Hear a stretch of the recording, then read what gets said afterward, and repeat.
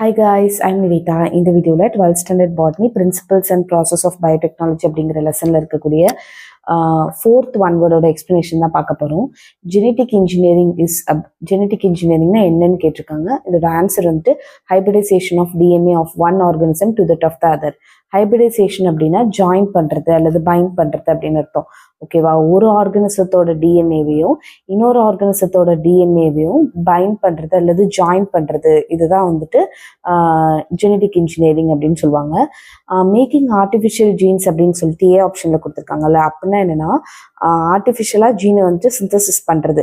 அதுல வந்துட்டு organic material எதுவுமே இருக்காது. ஆர்கானிக் மெட்டீரியல்னா உயிருள்ள பொருள் வந்துட்டு எதுவுமே இருக்காது. எல்லாமே வந்துட்டு கெமிக்கலா இருக்கும் அந்த மெத்தட்ஸ் எல்லாமே. ஸோ இதோட எண்ட் ப்ராடக்ட் என்னவா இருக்கும்னா நியூ ஜீன்ஸ் கிடைக்கும். ஓகேவா? நியூ ஜீன் சீக்வன்ஸ் கிடைக்கும். ஸோ அது வராது. முக்கியமாக ஜெனடிக் இன்ஜினியரிங்னாலே பேசிக், யாராவது உங்ககிட்ட ஜெனடிக் இன்ஜினியரிங்னா என்னன்னு கேட்டாங்க, hybridization of DNA of one organism to that of the other ன்னு சொல்லணும். Production of alcohol by using microorganism ஆனால் அது ஃபெர்மெண்டேஷன் ப்ராசஸில் வரும். ஸோ அது ஜெனடிக் இன்ஜினியரிங்கில் இல்லை. Making artificial Lim, diagnostic instruments HS, ECG, EEG இதெல்லாமே மெடிக்கல் ரிலேட்டடாக வருது. ஓகேவா? பட் பேசிக்காக ஜெனடிக் இன்ஜினியரிங்னா அந்த பி ஆப்ஷன் தான் வந்துட்டு ரொம்ப கரெக்டான ஒன்று. ஓகே, தேங்க்யூ ஃபார் வாட்சிங்.